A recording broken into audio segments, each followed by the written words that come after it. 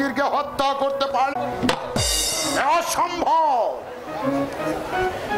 তা কোনোদিনই হতে পারে না। কারণ বাদশাহ আলমগীর আমার ভাই, এ রাজ্য শুধু আমার আর কারো নয়। নিজাম খাঁ, তুমি মনে করেছ আমার ভাইকে হত্যা করলেই তুমি অর্ধ রাজ্য ভাগ করে নিতে পারবে, কিন্তু না, তা কোনোদিনই হতে পারে না। কোথায় সেনাপতি হবি? সালাম বলছে জনাব। এসব কি সংবাদ নিয়ে এসছো সেনাপতি হবি? শাহ সুলতান আলমগীরের পুত্র শাহজাদা কবির আপনার সাক্ষাৎ প্রার্থী জনাব। না, ওকে তুমি নিষেধ করে দাও হবি। ও যেন কোনো প্রকার সাহায্য আমার কাছে না চায়। ওদের সঙ্গে আমার কোনো সম্পর্কই নেই। যাও। যাচ্ছি জনাব। দাঁড়াও। আদেশই করুন জনাব। জানতে পারলাম দলনি নাকি বেগম সালহার কাছে। তাকে সসম্মানে যদি তুমি এই দরবারে হাজির করতে পারো, তাহলে তোমাকে দেব আশাতীত পুরস্কার। আশাতীত পুরস্কার? হ্যাঁ, আশাতীত পুরস্কার। তাহলে যাও সেনাপতি হাবিব,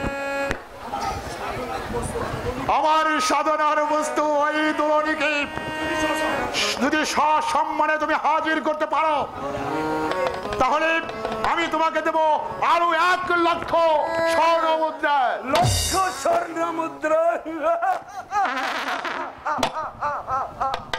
আপনি ভাববেন না জনাব, আমি এই মুহূর্তকার বেগে ছুটে গিয়ে আপনার প্রিয় বস্তু দলনিকে আপনারই খাস দরবারে হাজির করব। চলি জনাব।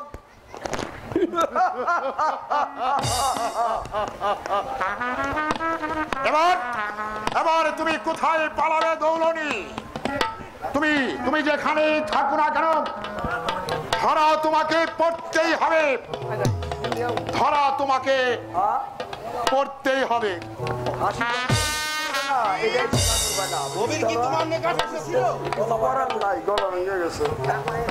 কবির আমার নিকট আসবে কেন?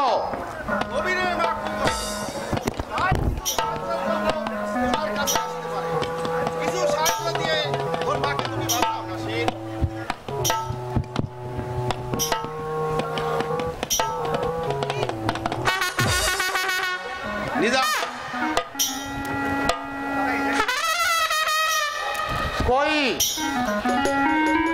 নিজাম খাঁ কই? কে আসছে সাহায্যের জন্য? ওই আলমগীরের পুত্র কবির। তাকে সাহায্য না দিয়ে ওই সাহায্যটা আমাকে দেওয়া অনেক ভালো। আজও আমি সে কথা ভুলিনি। তোমার ভাইয়ের কাছে আমি 1টি টাকার জন্য সাহায্য নিতে গিয়েছিলাম। তিনি আমাকে সাহায্য না দিয়ে কুকুরের মতো দূর করে তাড়িয়ে দিয়েছিল। তাদের আবার সাহায্য না, তারা সাহায্য পাবে না। নাসির, এই বিপদের সময় তুমি যদি সাহায্য না করো, তাহলে কবিরের মা বিনা চিকিৎসায় মারা যাবে। কবিরের মা মরুক, তাতে আমার কি?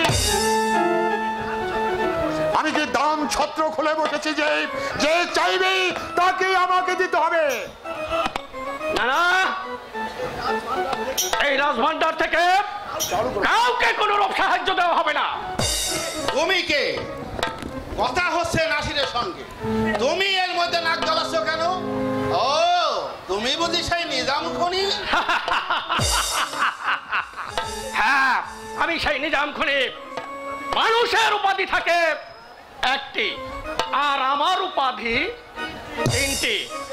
কেউ বলে নিজাম ডাকাত, কেউ বলে নিজাম দস্যু, আর কেউ বলে নিজাম খুনি। হ্যাঁ হ্যাঁ, তোমার নাম শুনেছি কিন্তু দেখা হয়নি। নাসির, বলুন। আমার কথাটা একবার ভেবে দেখো।